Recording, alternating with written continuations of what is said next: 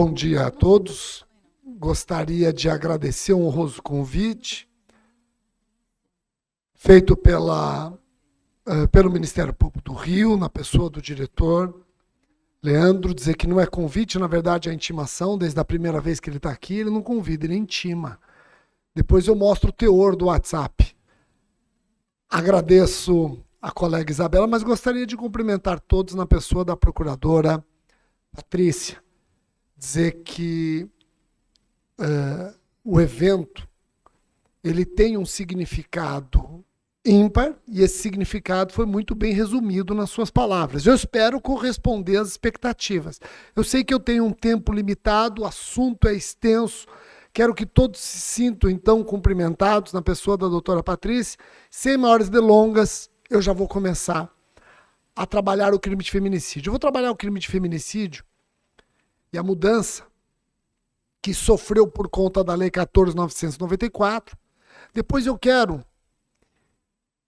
externar o feminicídio na seara da execução penal. Traz uma preocupação e hoje nós temos instrumentos para bem trabalhar o feminicídio na execução penal. E eu encerro, se houver tempo, comentando algumas consequências processuais penais, em especial no tribunal do júri, envolvendo quesitação. Então vamos lá. O crime de feminicídio, nós sabemos que mudou o seu locus. Mas antes de eu falar dessa migração típica,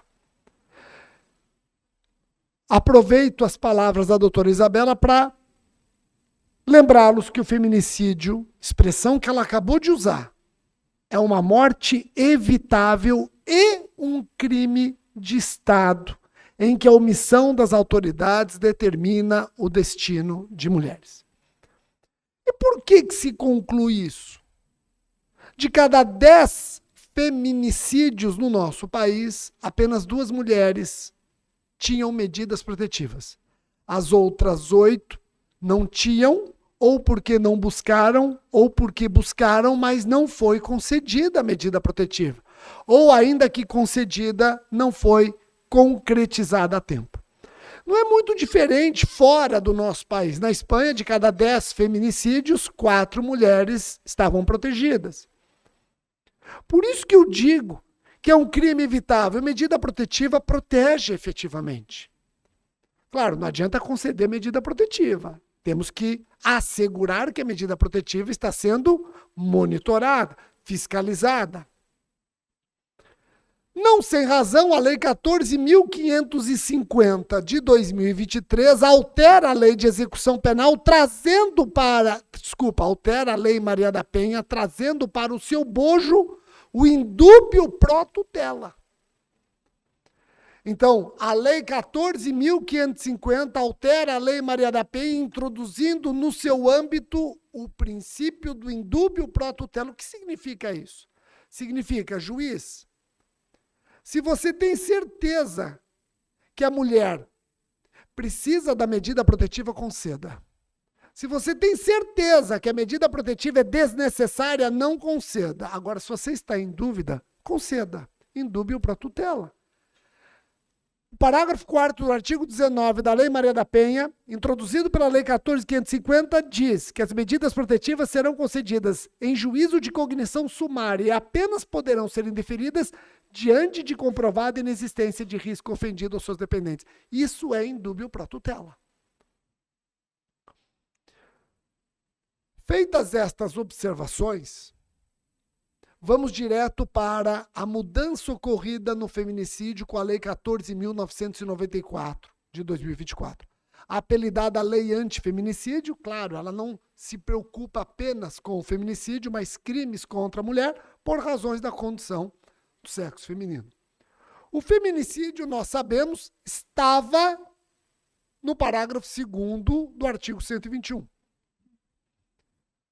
É o inciso 6, ou era o inciso 6 do parágrafo 2º do artigo 121. Deixa eu fazer um parênteses aqui que vai ser importante para algo que eu vou comentar com vocês daqui a pouco.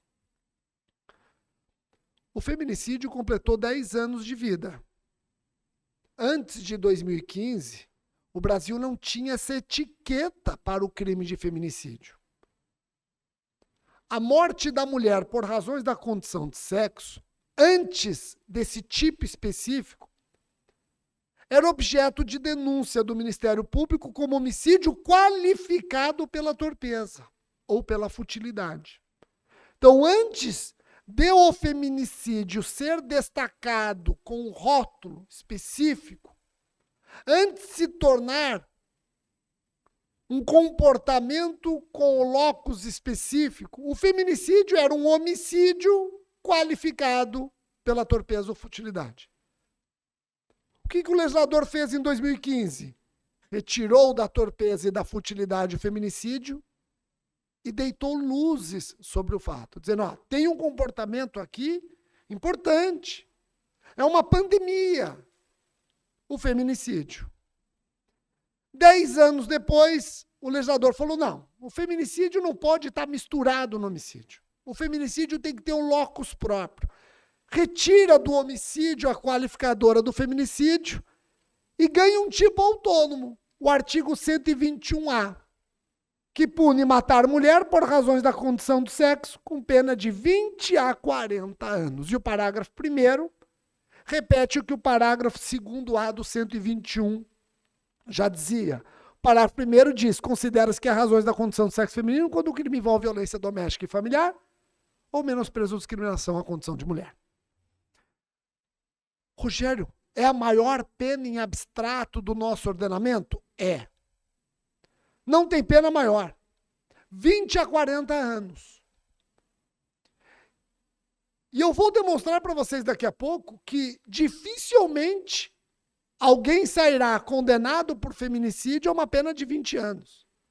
Esse crime, se não em 100% dos casos, em 99,9% dos casos, estará atrelado a alguma causa de aumento de pena. Eu estou antevendo que condenações pelo tipo novo vão variar de 30 a 40 anos. 30 a 40 anos. Só se for um feminicídio, entre aspas, simples, sem qualquer majorante, o que é muito difícil, se não impossível. Então, a pena é elevada sim. Mas vamos entender essa pena. Se nós compararmos com países vizinhos, com Uruguai, Argentina, não devia ter falado da Argentina, né? Então, Uruguai. Se alguém não entendeu, você é sortudo, você não sofreu terça-feira. Então vejam, se nós compararmos a pena do feminicídio com a pena do feminicídio nos ordenamentos vizinhos, Uruguai, Argentina, Bolívia, México, Chile, o Brasil tinha a menor pena. A menor pena era brasileira, 12 a 30 anos. O Brasil acaba se igualando, ainda com pequenas variáveis, com países vizinhos aqui na América do Sul. Tá? Então, existe aqui, no direito comparado, existe um ambiente para este aumento de pena. Rogério, o 121A fala matar mulher. E se for mulher trans? Ainda tem gente discutindo se mulher trans pode ser vítima de feminicídio, se existe o transfeminicídio, etc. Tal. Essa discussão, gente, com mandado de injunção coletivo, 7452, julgado faz 3 semanas, essa discussão acabou. Porque no mandado de injunção coletivo 7452, mandado esse que conseguiu a aplicação de medidas protetivas da Lei Maria da Penha para homens LGBTI+, nesse mandado de injunção coletivo, o Supremo aproveitou e decidiu o seguinte, Somane, olha só, mulher trans é mulher. E não é por analogia, é mulher. É por analogia? Não. Rompe-se o conceito universal de mulher para que haja um conceito de mulher plural. E aqui eu quero fazer uma observação. O Sistema Interamericano de Direitos Humanos, a Corte Interamericana de Direitos Humanos já decidiu que crimes de feminicídio podem ser cometidos contra mulheres trans. Então isso já foi para o âmbito do sistema interamericano, já temos precedentes da corte, inclusive recomendações lá no campo CEDAW, no sentido de que é possível transfeminicídio. Mas no que consiste a curiosidade que eu queria trazer para vocês? A Corte Interamericana de Direitos Humanos é de 79, e ela só foi trabalhar questões de gênero com mais verticalidade a partir do século XXI. Ela só começou a trabalhar questões de gênero com mais ênfase a partir do século XXI. E muitos disseram, sabe por quê? Porque a Corte Interamericana de Direitos Humanos quase sempre foi composta por homens, juízes homens. Eu não discordo. Quando você tem um ambiente formado só por homens, principalmente no século passado, a questão de gênero passava longe. Mas quando essa questão do transfeminicídio chegou na corte, já tinha uma mulher como juíza. E a corte reconheceu o transfeminicídio. E essa mulher, juíza da corte, votou em separado e falou, não, mulher trans não é mulher. Por que eu estou falando isso? Para mostrar para vocês que na corte, quando se reconheceu o transfeminicídio, foi porque os 6 homens juízes bateram nessa tecla. A única mulher não concordou. Hoje a questão está pacificada. No âmbito do sistema interamericano, está pacificado. Então, o mandado de junção coletivo 7452, quando diz que mulher trans é mulher e não é mulher por analogia, ele dialoga com o sistema interamericano de direitos humanos. Não tem mais razão para nós discutirmos se mulher trans pode ou não ser vítima de feminicídio. E quando eu estou falando em feminicídio, eu não estou falando daquele crime praticado por homem contra mulher. Eu estou falando de um crime praticado contra mulher.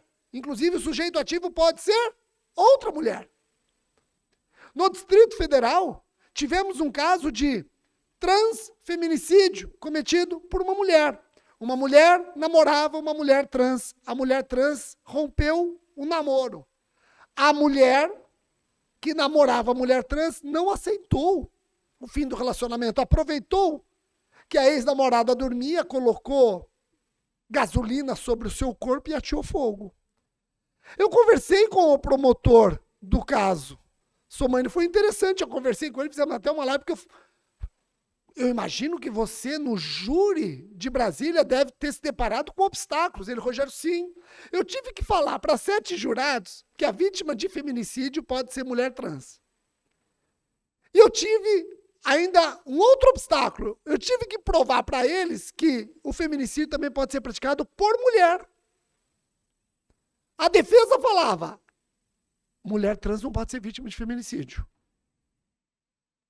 E mulher não pode ser sujeito ativo. Olha que questão interessante, ele conseguiu a condenação por transfeminicídio, tendo como sujeito ativo outra mulher. Bom, com a nova lei, com a Lei 14.994, o artigo 121A passa a ser o locus do feminicídio, com uma pena alterada, 20 a 40 anos, desvincula-se o feminicídio do homicídio, salvo as vinculações que o próprio 121A determina. E um detalhe importante, Isabela, olha só, não tem mais como você se deparar com feminicídio privilegiado. O legislador não trouxe para o 121A dispositivo semelhante ao parágrafo 1º do 121. Quando o feminicídio estava no 121, corria-se o risco, de acordo com o que preponderava nos tribunais superiores, de você ter um feminicídio privilegiado. Agora não mais, porque o feminicídio foi para o 121A, que não veio acompanhado de qualquer privilegiador. Nós sabemos que as privilegiadoras em outros crimes aparecem como atenuante de pena. A defesa vai poder pedir no plenário do júri violenta emoção como atenuante. E quem decide é o juiz, não o jurado. Lembrando que no júri, jurado não decide, atenuante não decide agravante. Temos que destacar no plenário. Se você não destaca agravante no plenário, o juiz não pode reconhecer de ofício. É diferente do procedimento comum. Se a defesa não destaca atenuante no plenário, o juiz não pode reconhecer de ofício. Só uma atenuante o juiz pode reconhecer, ainda que não atrelada em plenário, que é a atenuante da confissão. É a única. No mais, agravantes e atenuantes, nós temos que levantá-las em plenário, artigo 492 do CPP. Se não levantarmos no plenário, o juiz não pode reconhecê-las. Eu não aplico o 385 do CPP no júri, que diz que o juiz pode reconhecer agravante, ainda que não tenha sido narrada na denúncia. Não, no júri está lá no 492 dizendo que as agravantes e atenuantes têm que ser levantadas em plenário, sem essa atenção das partes, o juiz não pode considerar. Repito, não tem mais condição de o feminicídio coexistir com privilegiadora, não há figura privilegiadora no 121, letra A do Código Penal. O feminicídio, quando estava no Código Penal, tinha causas de aumento de pena só dele, feminicídio. Era o parágrafo 7º do artigo 121. A pena aumentava-se de 1/3 até metade, e aí em 4 incisos o legislador elencava as majorantes. A lei nova fez o quê? A lei nova repetiu todas as majorantes. Não perdemos uma causa de aumento, hein? Todas as causas de aumento do feminicídio foram mantidas no parágrafo 2º do 121A. Todas, não perdemos uma causa de aumento. E ganhamos outras. Então, nós reproduzimos as majorantes do parágrafo 7º no parágrafo 2º, e eu destaquei em vermelho as majorantes novas, que não tínhamos, passamos a ter. Por isso que eu comentei, e eu vi que a colega Isabela concordou, dificilmente haverá um feminicídio sem essas causas de aumento, dificilmente. Vejamos. O inciso 1 do parágrafo 2º do 121A aumenta a pena se o crime de feminicídio é cometido durante a gestação, nos 3 meses posteriores ao parto, ou se a vítima é mãe ou responsável por criança, adolescente ou pessoa com deficiência de qualquer idade. Isso que está em vermelho foi acrescentado pela Lei 14.994. Obviamente, não retroage. Obviamente, não retroage. Em prejuízo. Pessoal, eu acho que essa causa de aumento ela é muito clara. Não preciso ficar explicando quais as circunstâncias fáticas que vão permitir a sua incidência. Eu só tenho que fazer uma observação nesse inciso para nós prosseguirmos e eu dar conta do conteúdo e o tempo que eu tenho. Qual é a observação? Se ele pratica feminicídio durante a gestação, acarretando o abortamento, é tranquilo no STJ que o promotor pode denunciar por feminicídio com a causa de aumento mais o crime de aborto, em concurso formal e impróprio, somando-se as penas. Eu vou repetir. O STJ não enxerga bis in idem na denúncia por feminicídio majorado por ter sido cometido durante a gestação em concurso com o delito de aborto ou abortamento, concurso esse formal e impróprio. O STJ não enxerga bis in idem, porque ele diz que essa majorante não tem como resultado necessário o abortamento. Não tem como resultado necessário o abortamento. Logo, ocorrendo o abortamento, que não é, repito, um resultado necessário, eu tenho que considerar esse crime também na aplicação da pena. O inciso 2 aumenta a pena do feminicídio se praticado contra menor de 14 anos ou maior de 60 anos, pessoa com deficiência, pessoa portadora de doenças degenerativas que acarretem condição limitante ou de vulnerabilidade físico-mental. Eu defendo que o feminicida tem que conhecer essas condições da vítima para evitar a responsabilidade penal objetiva. Eu defendo que isso aqui tem que ingressar na esfera de conhecimento do feminicida. Agora, tem um julgado do STJ, para quem discorda de mim, que pode ser útil para você. Tem um julgado do STJ dizendo que agravante pessoa idosa dispensa o conhecimento dessa condição por parte do autor do crime. Crime agravado contra a pessoa idosa incide a agravante mesmo que o autor do crime desconheça a condição etária da vítima, bastando a vítima ser pessoa idosa. Eu ouso discordar dessa jurisprudência, porque me parece flertar com responsabilidade penal objetiva. Mas você que gosta dessa tese, então saiba que tem precedentes do STJ nesse sentido que pode te socorrer. Eu não gosto. Rogério, a Lei 14.994 incluiu a majorante pessoa menor de 14 anos? Sim. Entendam comigo. Quando o feminicídio virou qualificadora do homicídio, tinha essa causa de aumento, pessoa menor de 14 anos. Veio a lei Henri Borel, revogou essa causa de aumento, inclusive do feminicídio, porque criou uma qualificadora no homicídio. Eu tenho uma qualificadora no homicídio, crime contra a pessoa menor de 14 anos. Como eu tiro o feminicídio do 121 e jogo no 121A, o legislador falou, opa, eu vou ter que devolver a vítima menor de 14 anos como causa de aumento. Sim, e foi o que ele fez. É a única mudança. O inciso 3 não mudou nada. Aumenta-se a pena do feminicídio se cometido na presença física ou virtual de descendente ou ascendente da vítima. O inciso 4 não mudou nada. Aumenta-se a pena do feminicídio se cometido em descumprimento de medidas protetivas, não de qualquer medida protetiva, hein? Para incidir essa causa de aumento, as medidas protetivas têm que estar no artigo 22. E mesmo assim, nos incisos 1, 2 e 3. O feminicídio mediante descumprimento de outras medidas protetivas que não essa, não permitem a causa de aumento, aí você vai denunciar em concurso com o crime do artigo 24, letra A da Lei Maria da Penha. Aí você vai denunciar o feminicídio em concurso com o crime do artigo 24A da Lei Maria da Penha, que é o crime de descumprimento de decisão judicial que concede medida protetiva. Aqui eu não posso cogitar o artigo 24A, porque seria indisfarçável bis in idem. Aqui eu não posso. Seria indisfarçável bis in idem.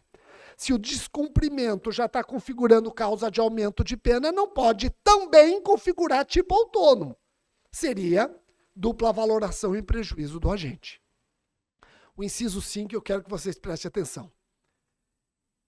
Eu vou chegar num momento aqui que eu já adianto. Há uma divergência entre mim e o Tiago Perobon, que daqui a pouco vai falar com os colegas.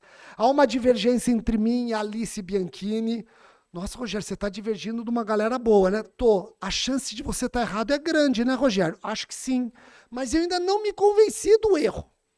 Tá? Eu ainda estou estudando, estou dialogando com eles, ainda não me convenci. Sempre que eu falo sobre o assunto, alguém faz uma pergunta, eu falo, quase me convenci. Mas não consigo me convencer do erro. Se alguém me convencer, eu não tenho compromisso com o erro. Eu vou e corrijo. Aliás, o que nós estamos falando aqui é muito recente. Amanhã vocês vão encontrar comigo. Rogério, você lembra que você falou? Eu falei, falei bobagem. A lei era recente. Falei em cima do que eu tinha estudado. Hoje eu já estudei mais e vejo que eu estava errado. Eu não tenho problema em mudar de posição. Porque eu não tenho compromisso com o erro. Eu brinco que às vezes no direito tem 2, 3, 4 posições porque a pessoa não admite o erro. Aí vira uma corrente, né? Quantas correntes tem? 3. Uma que está certa e 2 teimosas. 3 correntes. Isso é bom para concurso, para fazer pergunta. Vamos lá. O inciso 5, esse é importante. Entendam o que aconteceu. No inciso 5, o legislador manda aplicar como causa de aumento de pena no feminicídio 3 circunstâncias qualificadoras do homicídio. Então ele falou o seguinte, ó, eu quero que o meio cruel, insidioso ou de que possa resultar perigo comum, que é qualificadora no homicídio, venha para o feminicídio como causa de aumento. Se é causa de aumento, quem reconhece é jurado. Eu quero que o recurso que dificulta ou impossibilita a defesa da vítima, que é qualificadora do homicídio, venha para o feminicídio como causa de aumento. Reconhecido pelo jurado e o juiz aplica na terceira fase do cálculo da pena. Eu quero que o emprego de arma de fogo de uso não permitido, que é qualificadora do homicídio, venha para o feminicídio como causa de aumento. Simples assim.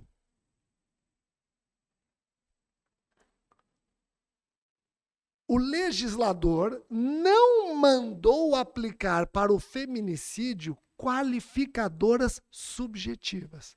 Não mandou aplicar no feminicídio a qualificadora da torpeza, a qualificadora da futilidade. Ele poderia muito bem ter colocado aqui a torpeza e a futilidade. Por que ele não o fez? Gente, guarde essa pergunta, que eu vou responder daqui a um minuto. Antes de responder essa pergunta, eu só preciso alertá-los do seguinte. Vocês perceberam que são várias as causas de aumento de pena no feminicídio. São várias, eu li com vocês, são várias. Eu não ignoro que no caso concreto, o seu feminicídio, que está lá no inquérito ou no processo, ele vai ter coexistência de causas de aumento. Pode ser um feminicídio praticado contra mãe de criança ou adolescente, mãe, pessoa com doença degenerativa, crime cometido com meio cruel e com arma de fogo de uso não permitido. Vejam, 4 circunstâncias majorantes. Mas eu posso ter também o feminicídio cometido com uma só causa de aumento. E o aumento do parágrafo 2º varia de 1/3 até metade. E agora, como que o juiz varia de 1/3 até metade? Vamos aplicar a súmula 443 do STJ, criada para o roubo, para o homicídio, para o feminicídio. Vamos ler juntos a súmula 443, e onde você lê roubo, você troca por feminicídio. Vamos lá, vamos ler juntos, ó. O aumento na terceira fase de aplicação da pena no crime de feminicídio exige fundamentação concreta, não sendo suficiente para sua exasperação a mera indicação do número de majorantes. Então, eu não quero trabalhar com juiz que varia o aumento de 1/3 até metade conforme o número de causas de aumento. Se eu tenho uma só causa de aumento, eu vou aumentar do mínimo. Se eu tenho 2, eu vou aumentar um pouquinho mais. 3, eu aumento mais um pouco. 4 ou 5, aí eu chego em metade. Isso não é juiz. Isso é matemático. Um autômato. Juiz tem que valorar. Eu posso ter uma só causa de aumento e chegar no aumento até metade. Nós tivemos um caso recente em São Paulo, em que o feminicida matou a ex-namorada, mas antes de matá-la, ele mutilou a ex-namorada. Então ele mutilou o bico dos seios dela, mutilou um dedo dela, que é o dedo que ela poderia colocar uma aliança. Foi mutilando essa mulher e depois matou. Se você analisar, pelo menos o caso concreto demonstrou, que a única causa de aumento de tudo que eu li ali, a única causa de aumento era o meio cruel. Então significa que o juiz vai aumentar de 1/3, porque só tem uma causa de aumento? Absurdo! Valora o meio cruel. Veja o quanto essa vítima sofreu. Não tem como você decidir de maneira diferente. O aumento tem que ser no máximo. Eu trago isso para vocês se convencerem que o juiz não conta causas de aumento, o juiz valora a causa de aumento. O quantum do aumento não depende da quantidade, mas da gravidade do caso concreto. Gente, Vocês viram que o artigo 121A não empresta como majorantes qualificadoras subjetivas do artigo 121, como torpeza ou futilidade? Por quê? Por que ele não empresta? Por que ele não emprestou? Vamos lá? Tem uma discussão antiga, e aqui reside a minha divergência entre esses professores. Aliás, a posição que eu defendo é minoritária. Tem uma discussão antiga se o feminicídio é uma qualificadora, ou era uma qualificadora, hoje crime autônomo, qualificadora subjetiva ou objetiva. Subjetiva ou objetiva. E aqui você tem que lembrar que eu tenho o feminicídio íntimo e o feminicídio não íntimo. O feminicídio íntimo ocorre no ambiente doméstico familiar e o não íntimo, fora do ambiente doméstico familiar, mas por preconceito, menosprezo ou discriminação contra o sexo. Prevaleceu nos tribunais superiores que o feminicídio, quando qualificadora, é objetivo. Tanto que era possível coexistir com o privilégio. O privilégio sempre foi subjetivo. Mas nós sabemos que a qualificadora pode coexistir com o privilégio quando a qualificadora é objetiva. E os tribunais superiores decidiram: a qualificadora é objetiva.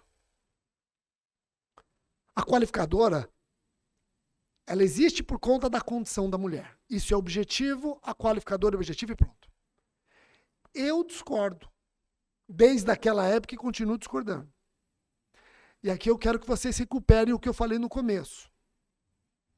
Antes de nascer o crime de feminicídio, nós já denunciávamos o feminicídio como homicídio qualificado pela torpeza ou futilidade. Nós sempre encaramos o feminicídio como uma qualificadora subjetiva, torpe ou fútil. Então eu, Rogério, sempre bati na tecla que a futilidade e a torpeza são elementos integrantes do feminicídio. Feminicídio não é matar mulher. Feminicídio é matar mulher por razões da condição do sexo feminino. É matar mulher por ser mulher. Isso é feminicídio. Aí está a justificativa para que a pena seja maior.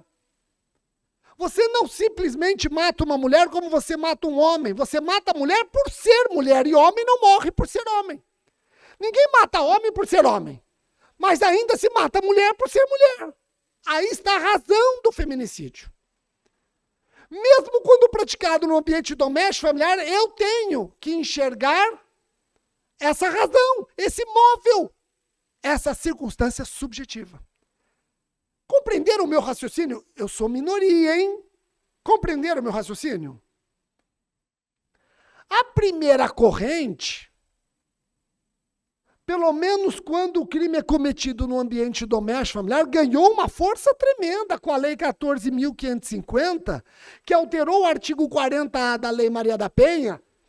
Esse artigo diz que a lei será aplicada a todas as situações previstas no artigo 5º, ambiente doméstico e familiar, independentemente da causa ou da motivação dos atos, etc. Esse 40A deu força para aquela corrente, dizendo o seguinte: pelo menos no ambiente doméstico familiar, eu não vou ficar pesquisando o móvel. Matou mulher no ambiente doméstico familiar, é feminicídio, pronto. Esse artigo hidratou e bem a primeira corrente. Eu falei, meu Deus, eu acho que eu vou mudar de ideia. Eu me senti na obrigação de refletir, porque esse artigo, o legislador está dizendo, para de falar que, pelo menos no ambiente doméstico familiar, para de falar que é subjetivo, que não é. Eu não quero pesquisar motivação, nada. Matou mulher no ambiente doméstico familiar, é feminicídio. Então, vamos trazer este fato pensando na lei nova. Como que você denunciaria esse jovem aqui? Ó? Isso aconteceu no final do ano passado. Eu não consigo ler. Tem data aqui? Acho que nem sei se tem a data. Tem, né? Dezembro de 2024, não é isso? Recentíssimo. Já tinha a lei nova, hein? Já tinha o 121A. Me diga, vocês denunciariam esse jovem por qual crime? Ou quais crimes? Ele matou a mãe e o padrasto por herança. Rogério, eu denunciaria em relação ao padrasto por homicídio qualificado pela torpeza, ganância. E a mãe por feminicídio. Mas o móvel é o mesmo, o motivo é o mesmo. Por que a morte do padrasto é de 12 a 30 anos, torpe? E a morte da mãe é feminicídio? Se ele não matou a mãe por ser mulher, ele matou a mãe pela mesma razão que ele matou o padrasto, para ficar com a herança. Por isso que eu defendo o quê? Ainda bem que eu falei que eu era minoria. Eu falei que eu discordo de você, Alice. Falei que eu discordo de você e do Thiago Perobon, mas por discordar de vocês, ao que tudo indica, eu estou errado. Mas vamos lá. E está nascendo essa corrente porque eu sou teimoso. Aliás, isso aqui aconteceu no estado da Alice. Um caso terrível. Rogério, e agora que o legislador, ele não emprestou a torpeza e a futilidade para o feminicídio? Eu, Rogério, entendo o seguinte, compreendo o meu raciocínio até para poder criticar. Eu entendo o seguinte, seja no ambiente íntimo ou não íntimo, e aqui está a minha divergência com Tiago e Alice, seja no ambiente íntimo ou não íntimo, eu entendo imprescindível demonstrar homicídio contra a mulher por ser mulher. Aliás, eu entendo que ganhou força a tese de que a futilidade e a torpeza integram um crime. A justificar a pena de 20 a 40 anos quando você compara com qualquer homicídio que é a pena de 12 a 30. Rogério, eu discordo de você, eu concordo com o Thiago, eu concordo com a Alice. Fora do ambiente doméstico familiar, até acho que nós temos que pesquisar menosprezo, preconceito ou discriminação, mas no ambiente doméstico e familiar, eu vou ficar com o artigo 40A da Lei Maria da Penha e eu vou entender que é inafastável o feminicídio. E se eu concordar com os dois, você não vai poder aplicar a qualificadora da torpeza e da futilidade. Pelo menos não como qualificador e também não como causa de aumento. Você vai pedir agravante de pena.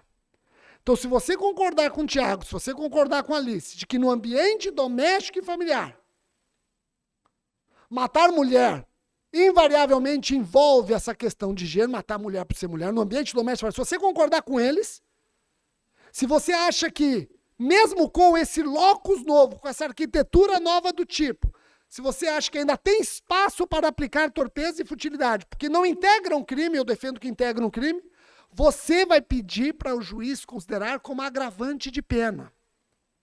Aí você vai pedir as agravantes do 61 para o teu feminicídio. E eu repito, você vai pedir as agravantes no plenário. Não deixa para o juiz reconhecer de ofício, que ele não vai reconhecer. No júri, juiz não reconhece agravantes de ofício. Todo mundo entendeu? Quem faz júri aqui, levanta a mão. Me digam se vocês já se depararam com isso aqui. Júri como MP, né? Tem defensoria aqui? Defensoria? Não? Costumam sentar juntos. Gente, não tem defensor aqui? A defensoria tem levantado uma tese muito interessante. E por ser uma tese interessante, nós temos que saber trabalhar a reação a essa tese. Leiam comigo, Imaginemos que fulano foi denunciado pelo crime de feminicídio qualificado pela torpeza ou futilidade na vigência da lei anterior a 14.994, ou seja, o promotor denunciou pelo 121, parágrafo 2º, inciso 1 ou 2, mais o inciso 6 do feminicídio. Então vocês entenderam? Foi um feminicídio antes da lei 14.994. O STJ já tinha decidido que o feminicídio coexiste com qualificadora subjetiva, então você denuncia feminicídio com a qualificadora da torpeza ou futilidade, tá bom? Veio a lei nova. E a lei nova não manda aplicar as qualificadoras da futilidade e da torpeza no feminicídio. quando o juiz vai quesitar a defensoria pública, ou o advogado levanta a mão e fala, excelência, não pode ser votada a qualificadora subjetiva. Torpeza ou futilidade. Por quê? Porque a lei nova aboliu. A lei nova não quer mais essas qualificadoras no feminicídio, pelo menos não como qualificadoras. Então, o jurado não pode ser perguntado da qualificadora da torpeza ou da futilidade, porque elas não existem mais como qualificadoras do feminicídio. Se Vossa Excelência entende que essa qualificadora está presente, Vossa Excelência que considere como agravante. Mas como qualificadora não pode. Como é que se rebate isso? Entenderam ou eu fui confuso na explicação? Será que eu entendi? Entenderam? Se eu sou o promotor, estou na sala secreta, eu vou pedir a palavra e vou dizer defensoria ou advogado ou advogada. Me diga o que você quer, não entendi. Você quer que ao invés da lei anterior, que a pena é de 12 a 30 anos, você quer a lei nova, que a pena é de 20 a 40? É isso que você quer?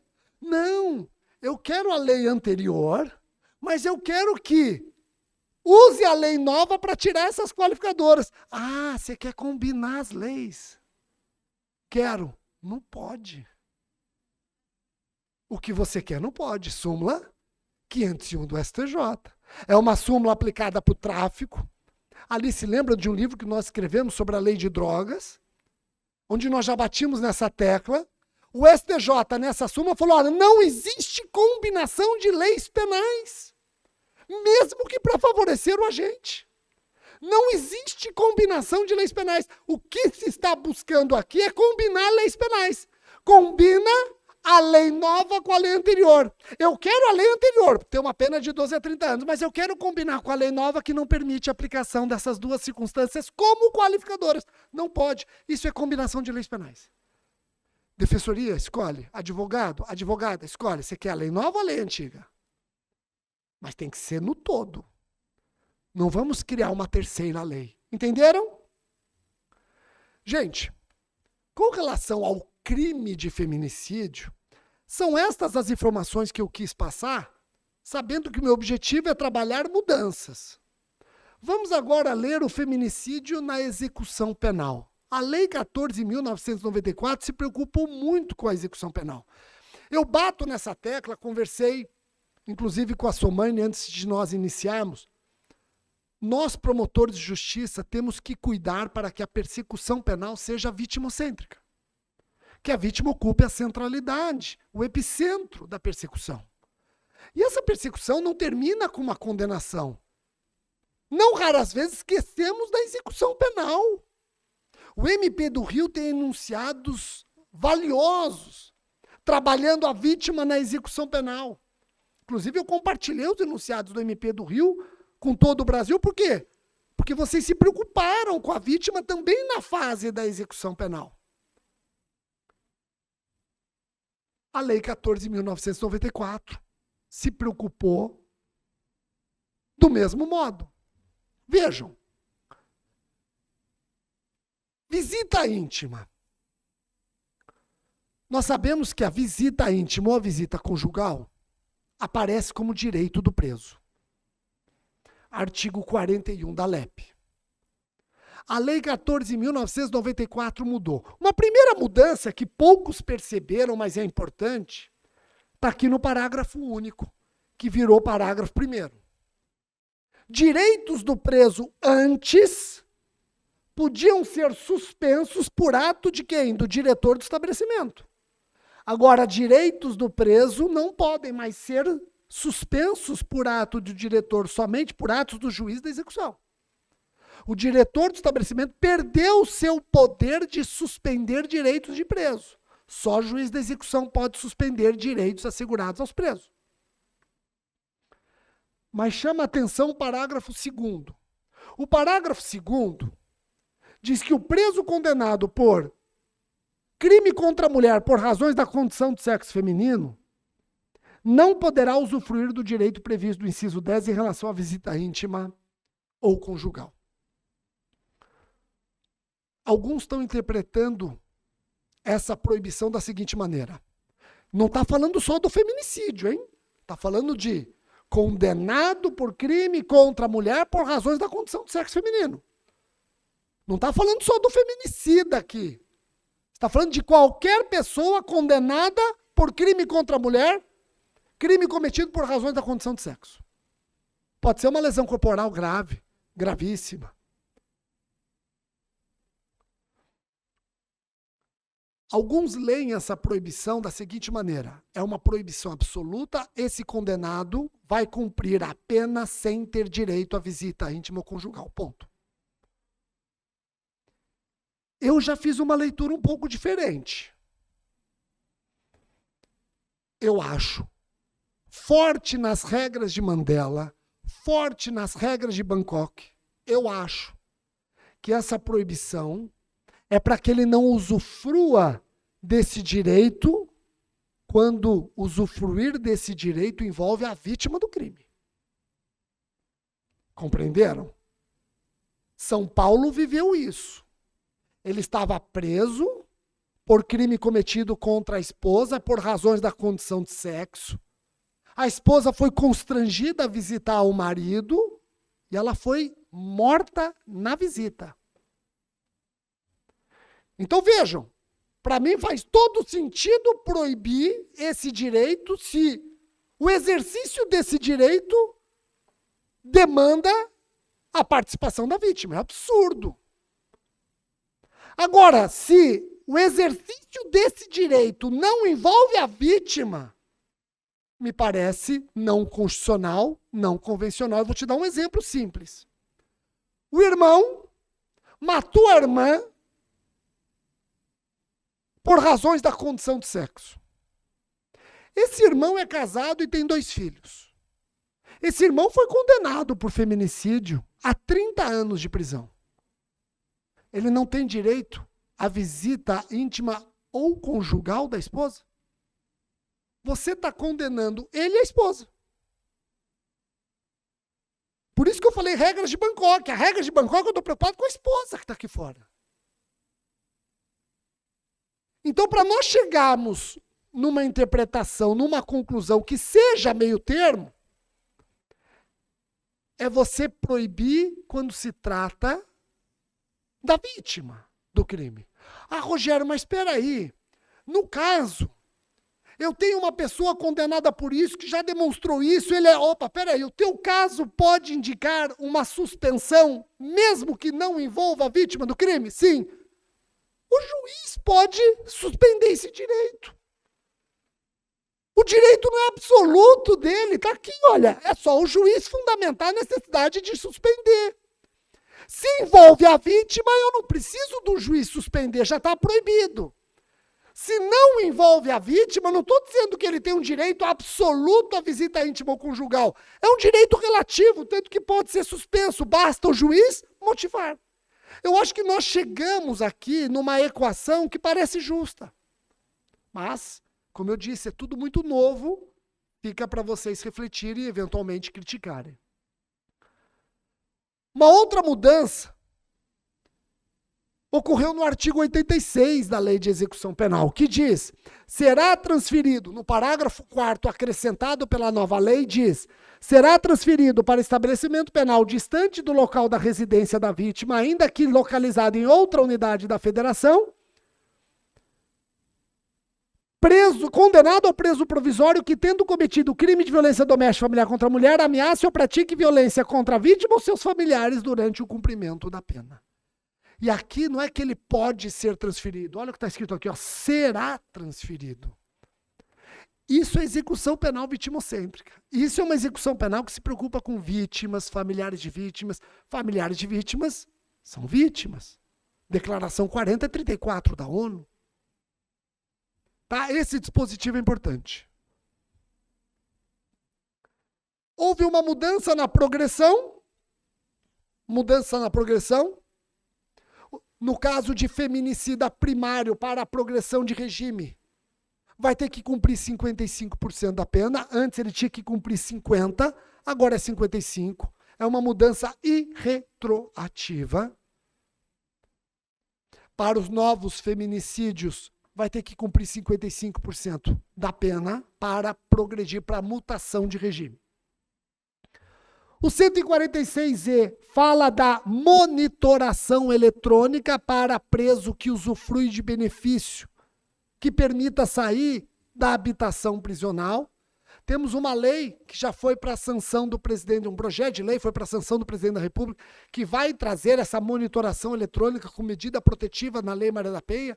Fica para outro tema, acho que talvez o Tiago fale sobre isso, não sei se a professora Alice vai falar sobre isso, esse projeto de lei que foi para a sanção do presidente da República e vai trazer a monitoração eletrônica no bojo das medidas protetivas. Feminicídio e a lei dos crimes hediondos. Aqui o legislador, ele prestou atenção que ele não prestou em outras legislações. Olha só, se o feminicídio era uma qualificadora do homicídio e deixou de ser, o legislador tem que mudar a lei dos crimes hediondos se quer manter o feminicídio hediondo.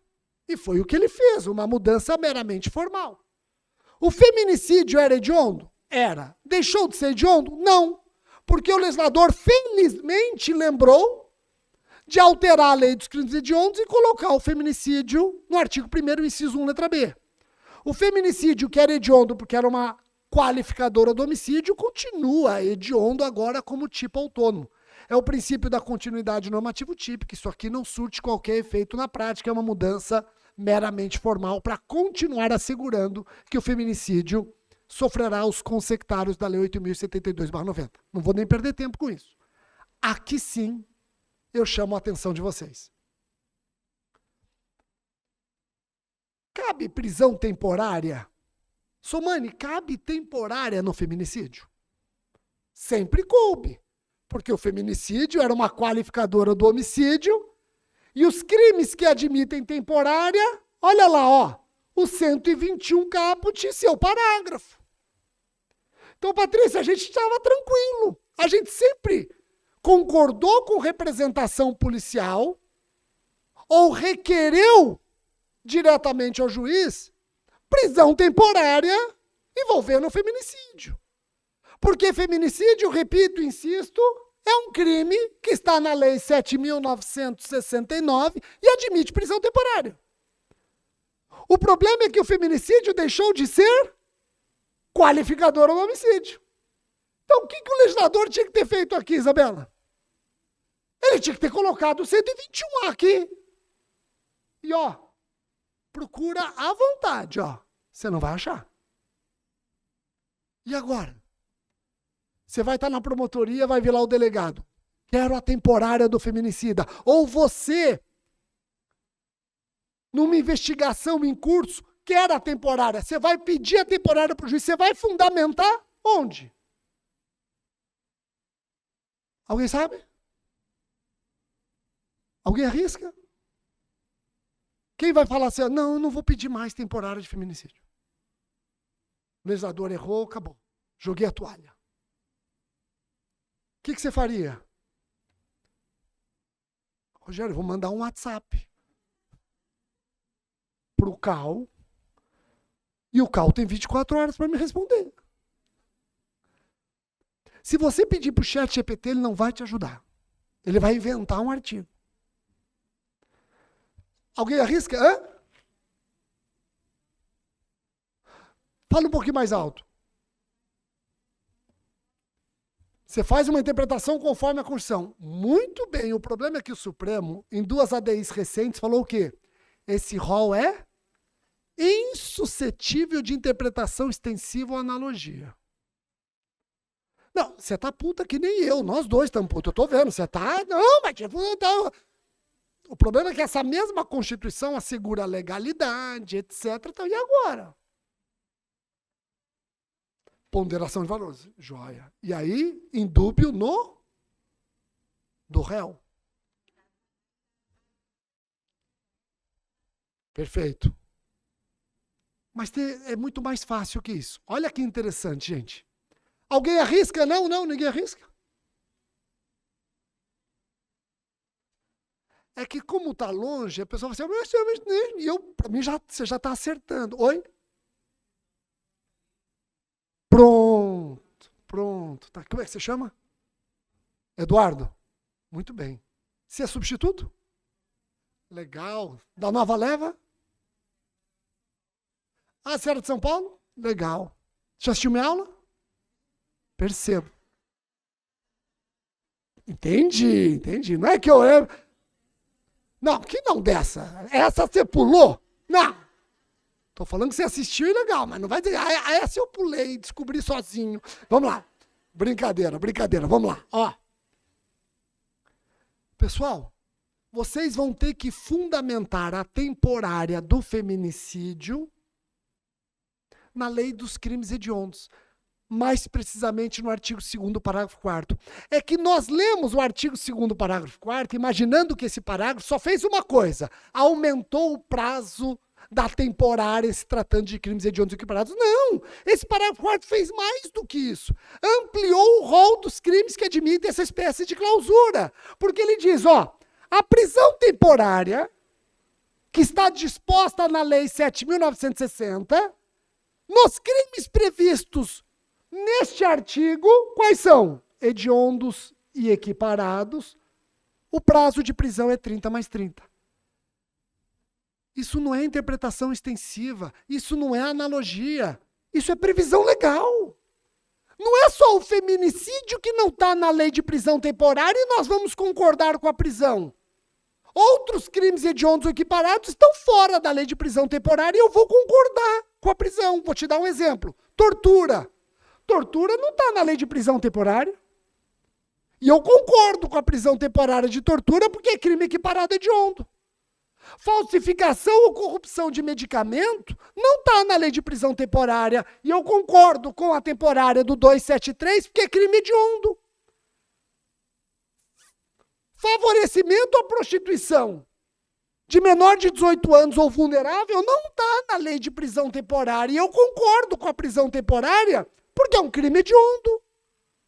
O furto qualificado pelo emprego de explosivo não está na lei de prisão temporária, mas eu concordo com a prisão temporária porque ele é crime hediondo.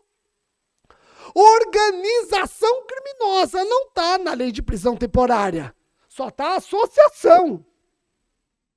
E eu vou concordar com a prisão temporária quando a organização criminosa estiver estruturada para a prática de crime hediondo equiparado, porque é crime hediondo.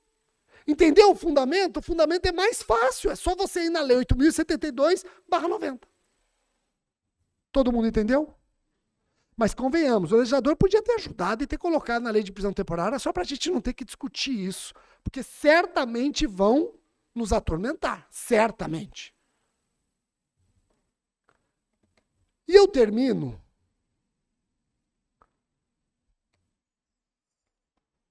falando do questionário do júri o crime de feminicídio. Os colegas do júri, quando se depararem com plenários já em cima do tipo novo, vão ter dificuldade no questionário. Como que eu construo quesito envolvendo o feminicídio? Já tem uma baita divergência aí, viu? Veja bem, uma primeira corrente diz que a primeira pergunta deve ser sobre materialidade. A segunda pergunta sobre autoria. E a terceira pergunta, se o crime foi cometido por razões da condição do sexo feminino. Então, para essa corrente, e vou dar nome aos bois, Antônio Suxberger, valoroso colega nosso do MPDFT. Suxberger diz, primeiro quesito tem que perguntar se a mulher morreu. Materialidade. O segundo quesito, se fulano foi o autor dos golpes de faca ou dos disparos de arma. Autoria. O terceiro quesito, se fulano agiu por razões da condição do sexo feminino. Eu não concordo com essa quesitação, mas eu não vejo nenhum prejuízo nela. Eu só não concordo com esta arquitetura porque o artigo 121A está sendo picotado. Eu não picoto o artigo na materialidade. Se o crime é matar mulher por razões da condição de sexo feminino, essa é a pergunta que eu tenho que fazer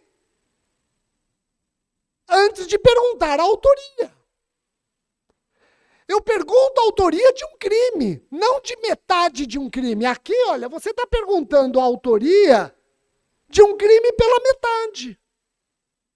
Eu não concordo com isso. Eu acho que a primeira pergunta tem que ser: a mulher morreu com golpes de faca ou disparos de arma?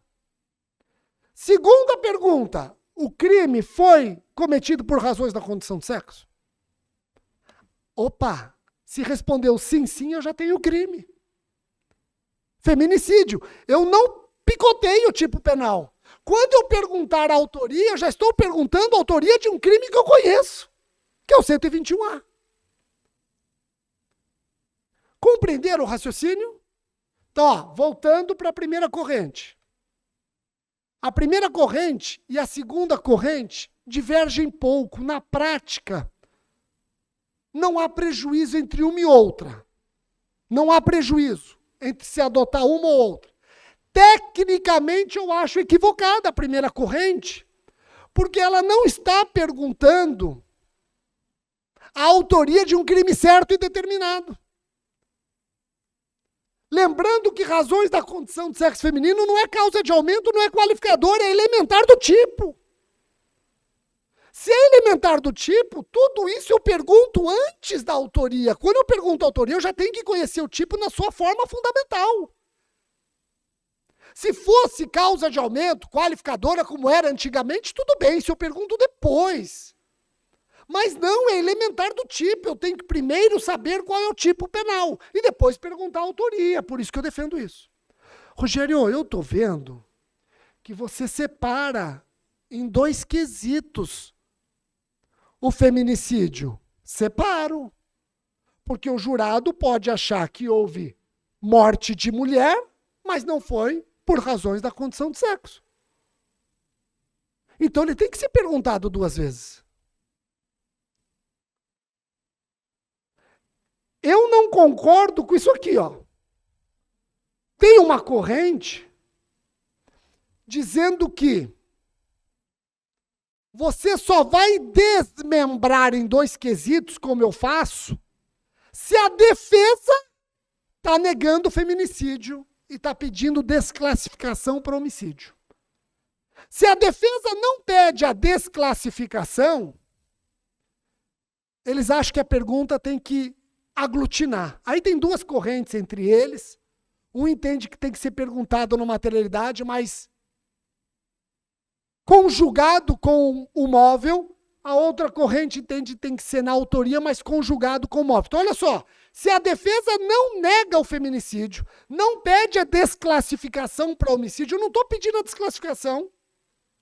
Então você não desmembra de acordo com essa corrente. Ou você pergunta a materialidade já somada com crime cometido por razões da condição de sexo, ou então você faz essa pergunta na autoria, mas já somada com crime cometido por razões da condição de sexo. Eu discordo disso aqui. Isso aqui é perigoso. Quem falou que o jurado, mesmo sem pedir a desclassificação, ele não pode discordar das razões da condição de sexo? E se eu não desmembro, sabe o que acontece? O jurado, ele quer reconhecer a materialidade, mas ele quer negar as razões da condição de sexo. Ele vai negar as razões da condição de sexo e por arrastamento você perdeu a materialidade. Está absolvido. Ou então, ele quer reconhecer a autoria, mas quer negar as condições o crime cometido por razões da condição de sexo feminino. Se você não desmembrar, ele vai reconhecer a autoria, mas vai falar não para as condições de sexo feminino. Por arrastamento, você perdeu a autoria. Por arrastamento, você perdeu a autoria. Então, essa forma aqui, eu discordo veementemente que vai trazer prejuízo para nós. É só você que faz júri, é só você pensar. Se você algum dia já fez um júri em que você alegou a tese A, a defesa alegou a tese B e o jurado reconheceu a tese C. Eu já vivi isso. Eu aleguei tentativa de homicídio. A defesa alegou legítima defesa. E o jurado reconheceu lesão corporal. Falei bobagem aqui? Só eu vivi isso? O jurado é soberano. E você vai obrigar o jurado, reconhecendo a materialidade, a reconhecer as razões do crime? Ele não vai fazer isso. Ele julga de acordo com a íntima convicção. Ele vai jogar fora a materialidade e você não vai entender nada. É porque ele só não concordou com as razões. Ele vai jogar fora a autoria e você não vai entender nada. É porque ele só não concordou com as razões. Por isso que eu defendo o desmembramento.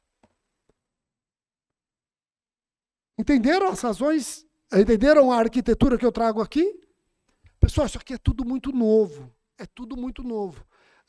Nós estamos trabalhando num cenário de muitas dúvidas, tentando trazer alguma luz. Claro, a prática daqui 2, 3, 4 anos vai mostrar o quanto erramos, ou se não erramos. Mas vamos ter que aguardar. Enquanto isso, é esse tipo de evento que nos incentiva a debater, chegar em conclusões que, de repente, nem aquele que está falando pensou. O importante é estarmos juntos discutindo. Eu agradeço novamente o convite, me coloco à disposição, estou também aqui à disposição para responder alguma dúvida. Obrigado.